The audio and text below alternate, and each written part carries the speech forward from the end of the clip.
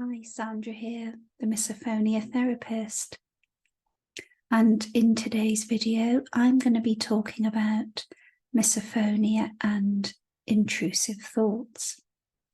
So I know that some people, or maybe I should say most people with misophonia at some point do struggle with obsessive and unwanted thoughts that feel very intrusive and steal their ability to just relax and to have fun, be spontaneous, or just spend time with the people they love who also might happen to trigger them.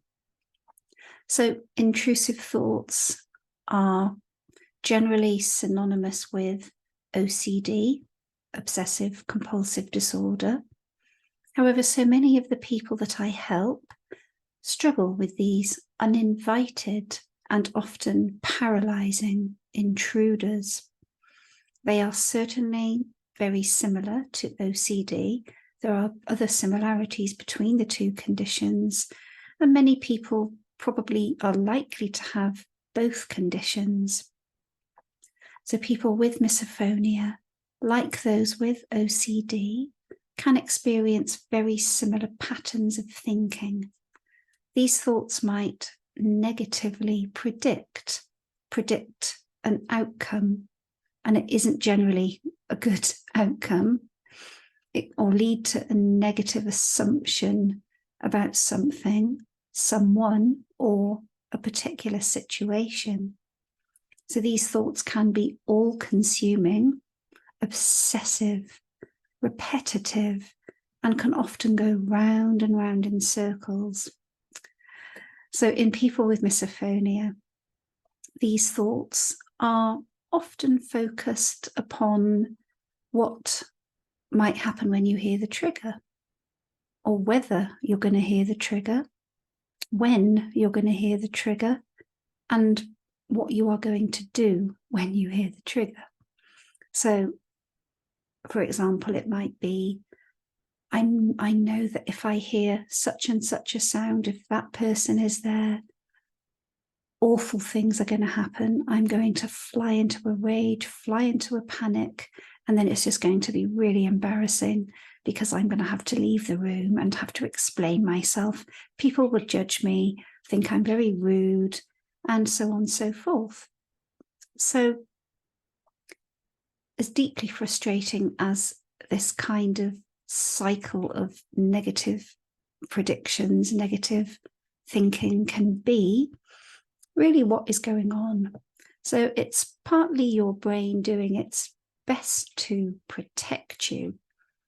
And this is just basically in the hope that you will take the appropriate action to stay safe. So with OCD, many people adopt rituals, and this is the brain's way of finding something to control that leads to safety or an assumption of safety. And people with misophonia use avoidance a lot of the time to stay safe in the absence of being able to exert any control in any other way. So particularly around the trigger. So intrusive thoughts are designed that way. That's their purpose. They are designed to just encroach on your conscious awareness, to consume you, to really stir up anxiety. That's their job. You don't choose them. They are created subconsciously. And it can often feel a little bit like going into battle with yourself to try to stuff them down or fight them. So what can you do? And the first thing is to try, if you can, to take a step back and observe them as though you were detached and watching them across the screen of your conscious mind, rather as if you were watching a film or a movie. And secondly, just to accept that you're thinking, you're just thinking. You could try to repeat, this is just a thought. I am just thinking. I don't have to act on this thought. I don't have to invite it in to stop for a cup of tea.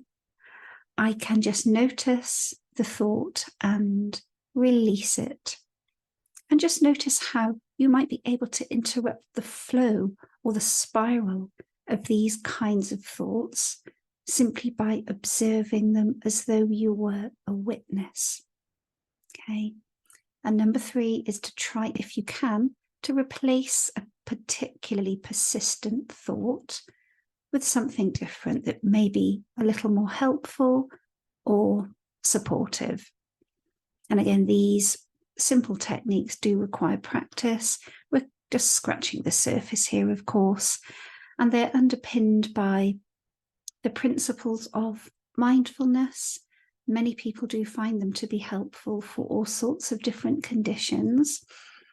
And the principle of non-judgmental awareness, acceptance, and relinquishing control.